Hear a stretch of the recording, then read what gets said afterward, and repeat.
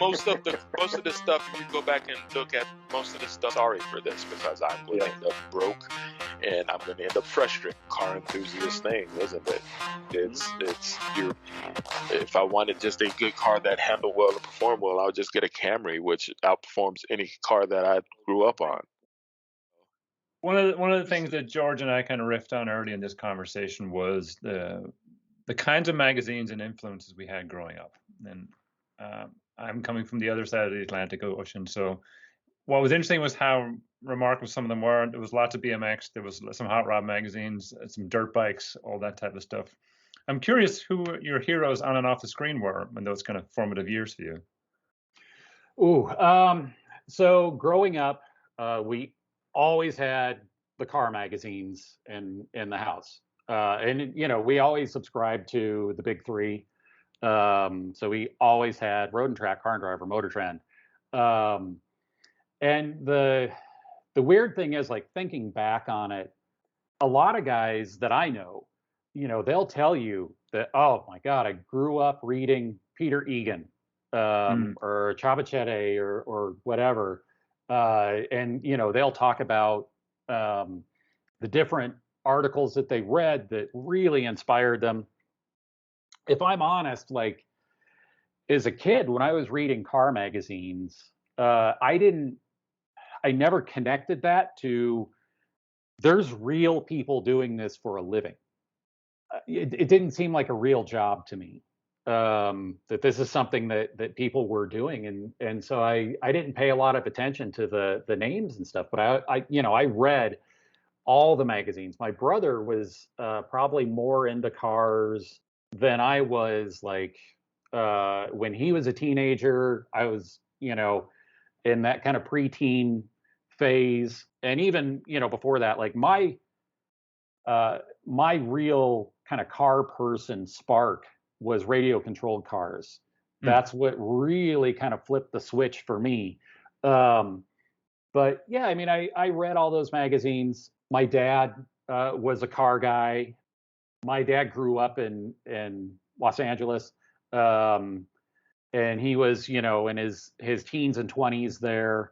He was a street racer. He was a hot rodder. So, I was kind of, born with that lean to me. And so the RC cars is, as George has called this, the gateway drug. Oh yeah. He seems to think for, a lot of, he's explained to me, because I've never gotten into the RC thing, but how, suspension, setup, all those types of things, that's a wonderful way to learn about those types of things. RC cars, and, I'm talking about hobby quality RC cars, obviously. When I got into it, in the like mid early 80s, you bought a kit, you got a box of parts, excuse me. And so, you really had to learn a lot about cars in a very short amount of time if you were going to be into the hobby. And and once you progress into it, you start learning about gear ratios and suspension setup and weight distribution on a car, and just kind of understanding maintenance on a car. That you don't wait till something breaks. You can make sure it doesn't break if you're keeping up with maintenance and things like that. And Actually, go ahead. I don't mean to completely interrupt you, but I'm going to. No, because I went to school for electrical engineering, and most of my other friends were mechanical or chemical, but we all had to take, general engineering courses.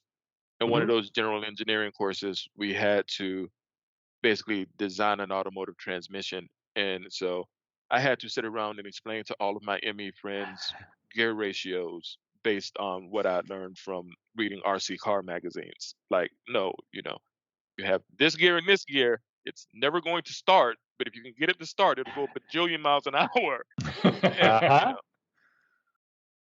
Yeah, I mean, that was one of the shocking things when I was in engineering school, is finding out how many people in the engineering program, they were there because their high school counselor was like, well, you're good at math and engineers make a lot of money, so that's the way you should go. And and a lot of them, they didn't know which end of a wrench to hold. But they were getting really good grades in their engineering classes because they could do all the math. Um, so yeah, I mean, I am still kind of into RC cars, not as much as I used to be, and I'm trying to get my son into it more, but he's definitely taken on more of the RC plane thing. But yeah, I mean, I think if we could get more kids into RC cars, we'd be making a future where we had more engineers. Well, and it's a weird thing because Mike and I have had this discussion where it seems that car people tend to be all in on Lego, but then RC cars, they're like, yeah, whatever. But I mean, there's literally a one-to-one relationship between how an RC car works and how a full-size car works, especially if you're, running like nitro cars. There's a YouTube channel where I think it's like Johnny Q90, but dude's building like 1/8 size V8s, like milling all the parts and whatnot to put into his RC cars. Mm. Like literally one to one. Nobody seems to be that interested in it if you're a car guy. It's like you're RC guys are car guys, but car guys aren't RC guys. And that's so weird to me. I just don't understand. With RC cars, one of the things that it prepares you for is, the heartache of draining your bank account.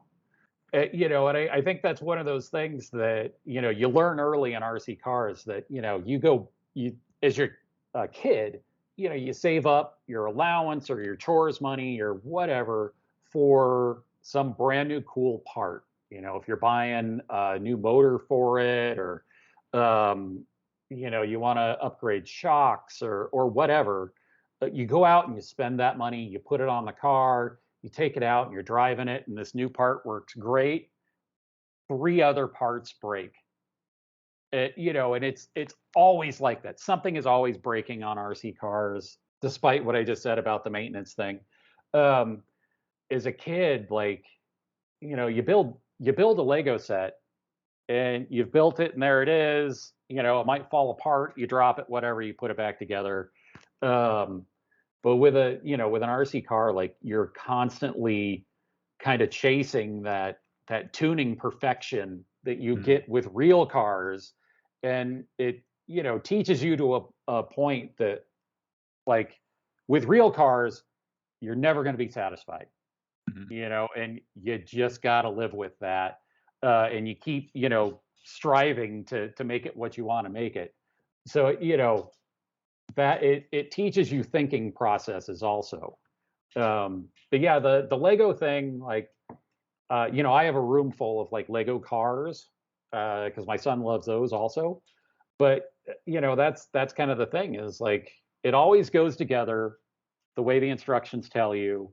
It comes out looking just like it looks on the box. Um, so yeah, I mean, you can learn some cool stuff from building a Lego car, especially the big Technic set that Mhm. are super complicated. You can learn stuff from those, but RC cars build a lot more character. I was trying to hip you to the cheap Chinese knockoff RC car market, and it looks like you finally got exposed to it via work. But I mean, it was Yeah. literally like you buy this 1/16 scale car, and it's super fast and everything, but then you have to find parts, and maybe the parts that you need aren't readily available, and so you have to take measurements and figure out, oh, well, this part will fit on here, and and uh, that's anybody who's ever had a project car. That's a thing, especially if they're doing something that most other people don't do. Folks keep telling me, you know what you need to do with your Mini is K-swap it. And I'm like, that would solve a lot of problems. But also, I would be, as far as I know, the first person to ever do that. And I know my patience level and my financial wherewithal will not help me through that project. All right, George, do you want to take a second crack at the first car? Oh Lord, first car. The working at Shelby kind of threw me off a little bit. I mean, European car, the last editor in chief of European car, you would think Euro guy his entire life. But when we were growing up, there was only really rabbits. That would have been a thing that somebody could have afforded for their kid. Um, VW Fox. No, and actually, I have never owned a Fox. I, you know, so I've owned a lot of VWs. Curious, what's a lot? Eh, Because we already talked about George's guitar inventory, so I'm just wondering how many Boggs okay, products we're up so to. I mean, I've owned like I don't know, like 10 or 12. Some of it will, depend on what you consider really owning one. I owned one Mark One with a friend. We went in on it together. We got it for almost nothing. Mark One GTI. We turbocharged it. The car had so many problems and needed so much work. And we buy the thing and bring it home, put it in his garage, and within a couple of days, the first thing we're doing is putting a turbo on this car. We've already bypassed the heater core because who needs heat in a car? That's stupid. So we just spliced Okay, the hoses F1. together. And there were like if there was a problem on the car that needed fixing, if we could just remove that system for the car, that's what we did. And so the car had no heat, no air conditioning, but it had a turbo on it. And this was like well before turbo kits. Everything was like fabbed together, and it pulled great. It was really strong, but as soon as you lifted, it blew smoke out the back like James Bond. Um, we both lived in this suburb with all these beautiful stucco houses, and we're in the middle of the desert, and there's grass all over this community and big green trees, and there's always people out walking their dogs and everything else. And here's my buddy and I, ripping up and down the street, and the shitbox rabbit with smoke blowing out the back, and we take it out, and of course there's no, it's not legal on the street. We don't have license plates on it, like nothing. We bought it because the idea was it was going to be our race car. Um, and so we're ripping up and down the street, and then our particular subdivision had two entrances going into it. And so we'd always go in and out of the entrance that was furthest from his house, and we go in and make sure like no one was following us, so they couldn't like report us to the neighborhood association. And it was very cloak and dagger to have this very crappy car. So yeah, anyway, I've owned a few Mark Ones, and I've owned Mark II GTI. So yeah, a lot of golf chassis cars. And then I don't really count the cars that I had as long termers when I was at either European Car or MotorTrend. But I had a lot of Volkswagens there also. Mhm. Can I Um, just say that that was one of the things that blew my mind the most when I was a kid reading? Well, a lot of our writers don't have personal cars because they have long termers all year round. So they just drive those. And I was like, this job ever. You could just go to work and they would give you a cool car and you would, rock it for a year and then get another cool car. that was one of the things. Like you get a job as a writer in Southern California, you get the job and they're telling you like, oh, you're going to travel all the time, you're constantly going to be driving cool cars, you'll probably drive three different cars every week, it's just going to be amazing. And oh, by the way, we pay nothing, you There's know a Like and you're there's like, oh, I get it. Like you have to kind of subsidize the job somehow by giving people cool cars to drive. Because if you're living in Southern California, you can't afford to own a car on what they're paying writers. I thought it was really funny. It was on your Instagram where you had the one about the smoke about the middle-aged identity truck finally showed up at your house. And apparently the driver had something in his nose that you said something mean about BMW. Yeah. Yeah, I know George is a big BMW fan. You know, and I respect that. I haven't been a big BMW fan in a number of years. I liked the E46. It was, you know, a decent car. You know, hot take, the ZHP E46 is, in my opinion, a better driver's car than the E46 M3. You're not the only person who says that. Kamisa also says that he would take the ZHP over the M3. Yeah. And I always feel I need to defend myself when people say, George is a big BMW fan. I kind of fell into it. So my wife was a big BMW fan, and so we got a BMW, and then we got a good relationship going with that particular dealership. So, you know, and then for my last car, I was looking specifically for something stupid and two-door, and there really aren't a lot of those anymore. No. Like, if Cadillac made a CT4 Blackwing coupe, that's what would be in my driveway right now, but they do not. So, you know, I end up with something that is literally the size of a Toyota Land Cruiser, but it's cramped on the inside. So, but also with the lifted front wheels and full throttle. So, you know. Something, Mike, you mentioned in the thread as we were kind of preparing for this was you made a comment that you thought car culture is broken. The core of it. And so the first part is like, okay, help me understand why you think it's broken. And second part is, do you think it's beyond repair at this point? And I know, George, you've certainly got opinions about this too, where we're at right now. Was literally the first thing Mike ever responded to me on Instagram on. He was the first person to ever say anything nice about my writing on Instagram, and it was about how car culture is broken. Well, my introduction to George was through Davey, I think. As but all, you know, all introductions are. Yes.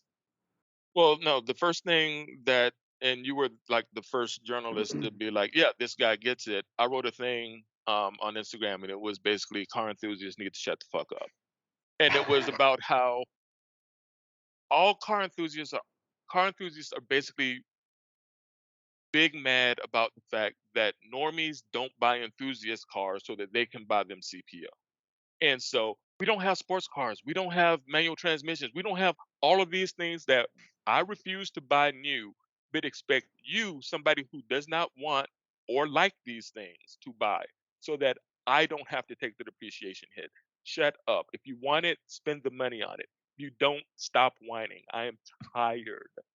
I'm tired of car enthusiast media complaining about how there are no more manuals, the depth of the manual. You know what? You know what I don't want in my 14-mile, 90-minute commute in Atlanta? A manual transmission. I want the cushiest, laziest car ever. Bring on the pod for that. I will gladly have a manual transmission for a fun drive, but expecting people to make all of these compromises to their own life so that you can get something for cheap is dumb. And that was basically the thing that Mike came on. It was like, I wrote about this before. This guy gets it. This is yes. Yeah, he wrote that, and I'm like, no, this is exactly it. This is the problem. You know, everybody wants to argue that, you know, oh, well, I would go out and buy, you know, a manual station wagon right now if companies just offered them. And yet, you know, Volkswagen, in the Mark 7 generation, they had a manual turbocharged all-wheel drive station wagon, and it was under $25,000. It was exactly what every enthusiast said was their dream car. It was one of the cheapest cars, you know, on the road, and no one bought them. I got outvoted. We ended up with the automatic in my driveway. I want the manual, but it wasn't really going to be my the car I was going to be driving anyway. So, but Yeah. And like my wife bought 2 manual cars in a row, and so that's cool. But then your wife's an she anomaly. didn't That just doesn't happen. Like exactly. for what one, like as you just said, one, your wife, two, manual. Like that just doesn't Yeah, happen. I mean, it's 2 in a row, and honestly, the only reason she didn't buy a third is she got rid of the second one because she hurt her back, and it was hard to do an Atlanta commute Mm. with 3 pedals and a bad back. But that's not a thing, and I mean that's kind of like tip of the iceberg of ridiculous car culture. One of the things that we had a brief discussion about this was I was commenting on a post for one of Johnny Lieberman's Instagram posts, and some kid was like, "Well, when I'm an automotive engineer, I'm not going to listen to people like you, and I'm going to build cars for real enthusiasts." And part of me wanted to be like, when you're an automotive engineer, you're going to spend 6 months designing the windshield wiper shroud that nobody's ever going to pay attention to until it cracks and they have to Mm. replace it. And then your boss is going to tell you you did it wrong, and you're going to have to come back and do it again. You know, it's funny you would say that. To jump back a little bit, like when I got laid off at Shelby, I was totally burnt out, and one of the reasons that I didn't really try to pursue automotive engineering further um, was when we were building the Series One. We had suppliers that would come in um, and take measurements and everything, so they could design different parts um, for the Series One. And this guy came in, and I don't remember the name of the company, but they do the hydraulic shock, like for trunks and hoods, and so he was there to design um, the hydraulic shock for the tonneau cover for the convertible top. And I just, I'm sitting there and I'm helping him get all the measurements and stuff, and just it dawned on me like this is what automotive engineers are doing for the most part is they're designing this one part, and that's all he did all day every day was spec out these these shocks. And I'm like, I can't do that. I'm not going to do that. It's a lot less It's funny. glamorous than you would initially think.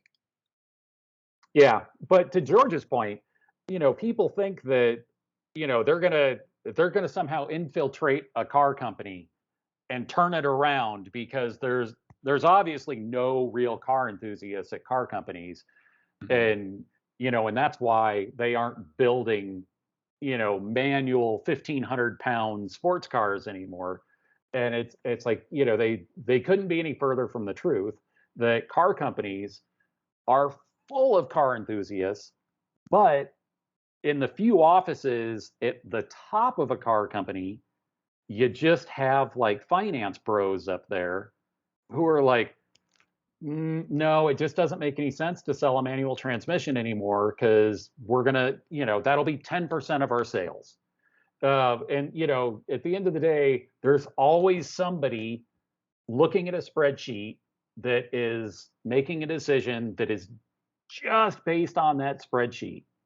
Um, and that's how things happen. I kind of feel bad for these people that have this dream of, I'm going to be an automotive enthusiast or automotive engineer, and as an enthusiast, I'm going to get in there and build the cars that I want to build, and like, oh man, it's going to be a big wake up call.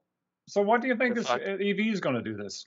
Like, if you were to project out 20, 30 years from now and you're at a Cars and Coffee, like what rolls in and what are the things that people get excited about? And like how many are going to like to project out are say 2023 EVs are going to be in that mix? Or is it still going to be the kind of the classics and things we have now? Like I'm kind of, as automotive enthusiasts, like sound is something that's kind of key to it. If everything kind of sounds like an electric toothbrush on some level, it's kind of hums up. And I know you're a cyclist too, so that's something I'm very aware of as I'm cycling.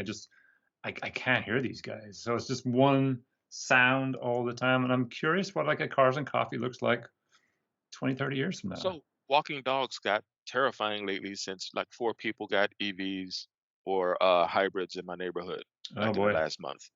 Yeah. Yeah. At least Yeah, the the Toyotas have a kind of unique sound. Those have at least a kind of a different pitch. But that's the only thing that I can discern between any of them. yeah, I mean, is it Lexus that has the like choir of angels that you hear while it's going through a parking lot? I haven't Um, heard that. I guess I'm in the wrong yeah, parking lot. I can't remember what brand it is, but yeah, it's this completely synthesized sound, which Hmm. honestly, I don't know which way to go on that yet. Hmm. Whether we should be adding real engine sounds to EVs, or if we should just be somehow using the noises that would be natural in an EV, Hmm. and just augmenting those somehow so you can hear them. But to get back to your question about cars and coffee, I think as enthusiasts, we see a very small section of the automotive industry. I think the average person, as soon as we get charging worked out, as soon as EVs are kind of a more reasonable price, which I think is only going to be, another couple of years, I think the charging thing is going to work itself out fairly quickly. The average person, even someone who is a little bit of a car person, they're going to fall right into EVs. It's the same thing. Like right now, you're starting to see a lot of people hand wringing over what's going to happen to these pre-war era cars. The people that care about brass era cars and even kind of right after that World War II switch, what's going to happen to all those cars? And we're seeing it right now that the people that really care about those cars, they're dying off literally. Hmm. I think that's going to be a model of what's going to happen with the cars we have now. Hmm. That a lot of us are still going to be interested in the cool, fun cars that were from our childhood, teenage years, and those cars are still going to be preserved. But it's going to be just like the brass era cars, that there's going to be this like real small handful of people that are interested in those, and Yep. eventually they'll just all become museum pieces.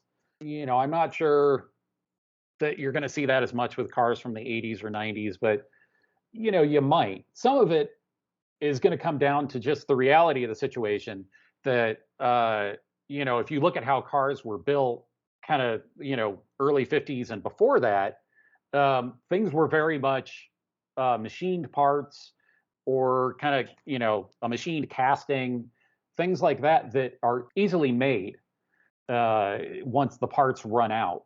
Whereas if you have a car from the 90s now, even right now, you have trouble finding parts. You have a Radwood era car, and something breaks, you're going to struggle finding a part for it, and that is going to be the downfall of those cars. I I don't think know. hot take though, the rise of affordable 3D printing is going to keep a lot of those cars on the road longer than they probably would have. I think 10, 15 years from now, Cars and Coffee is pretty much going to look like Cars and Coffee does now, because 10, 15 years from now, the people who are going there are the guys who the cars we're driving now are the hot cars. But Because 10, I mean, 15 years from now, Mike's son's going to be there. yeah, but So 15 years from now, what's he going to be driving? what was hot when your son was in high school? So whatever was hot 5, 6 years ago is what he's going to be driving, because that's the cycle, right? Uh, R34 GTR is hot. That's a car that was hot basically when I graduated college. Radwood, that's high school. The Mark IV Supra, the Z32, 300ZX, all those cars, those were when we were in high school. And if I could tell anybody who's trying to, invest in cars or whatever, when you get a real job, you buy the hottest, best version of the car that was hot when you were in high school, and you hold on to that sucker and you put it for sale 15 years later, and you will make a shit ton of money. And you can look throughout history, and that has held. I think 15 years from now, normies will be in probably there will be a lot more PHEVs than we think, and electrics, because I mean PHEVs give you all of the benefits of an electric in your day to day and get rid of range anxiety. Mhm. Those folks are going to be driving like my car is going to show up at a Cars and Coffee. Well, I think the 15 big years. difference is you're going to drive yourself there. Yeah. Good Yeah, point. that's an excellent point. That I definitely got caught up in kind of the hype of autonomous cars, and I thought we would be a little bit further along than we are now. Um, but I think definitely some cooler heads prevailed and put the brakes on a technology that certainly isn't ready. But yeah, I mean, if we're talking like 10 years in the future, there's going to be a lot more autonomy than there is now. If you look 10 years in the future, my son is 11. So if we're talking 5 to 7 years when he's really into cars, it's going to be tough to keep a car that is currently one of the hot, cool cars. It's going to be tough to keep one of those on the road. They're everything is so technologically advanced that besides being a mechanic, you're almost going to have to be like an electrical engineer or something to keep the thing running. You're going to have to So be. Sorry to interrupt again, but no, no. no, a speed shop that my wife and I would go to for track prep. They were looking for a full-time programmer because I mean they specialize in BMWs, and they were looking for people who could crack the ECU and do coding. Yeah. A lot of that is where this is going to go. Basically, how good a hacker you are is going to, and how good companies are at their protections are going to be what determines whether these cars go forward. George, third guess. Last, Go. he owned a billion rabbits, so I'm just gonna go with rabbit, man. It was really my first guess, but I said no. He might be nerdy enough to not have gone the rabbit route. What you got, Mike? There we go. So this is not my actual car, but I did have a Passat. The kind of the interesting story of it is, I love those too in the before time. yeah, I mean it was a really good car. So when I was 16, I was looking for either an 85 or an 86 Mark II GTI. And it had to be an 85 or an 86 because in 87 they went to the 16 valve. Mhm. And the 85 and 86, I mean, it really was just a Golf with different seats, different wheels, but it had I don't know, the GTI had like another 5 horsepower or something over a base Golf. So the insurance was the same between a GTI and a Golf. But as soon as you got to that 16 valve, like all of a sudden, you were paying like $200 a month for a 16-year-old to drive a 16 valve GTI. So I couldn't get a 16 valve. So I was really having trouble just locating an 85 or an 86 GTI. So my dad needed a new car at the time, and he had a Maxima wagon that was probably like I don't know, like a 85-ish or something. The real boxy Nissan wagon that had like the keypad on the door, and it had the little record player in it, so it would talk to you. It was just this like super high tech car for the time. But anyway, I couldn't find a GTI to buy, and I was looking in Vegas. I was looking in Southern California. I went to like a car broker and said, "This is what I want." He couldn't locate one for me. And so my dad's like, "Well, I'm going to buy this Passat. The Maxima isn't worth anything, so I'll just I'll keep driving that just back and forth to work, and you drive the Passat until we can find your GTI." And so this went on for a while, and then for various reasons, my dad decided that he didn't want the Passat; it wouldn't work for him. Um, So he bought himself a brand new GTI, and that was like, you know, the last couple of years of GTI when they had the big bumpers on them, and you know, those were the Mark II GTIs, probably the best GTI ever made. So he bought himself a new GTI, and I got stuck with this brand new Passat as a 16-year-old, and my dad had bought it for himself, so it was an automatic.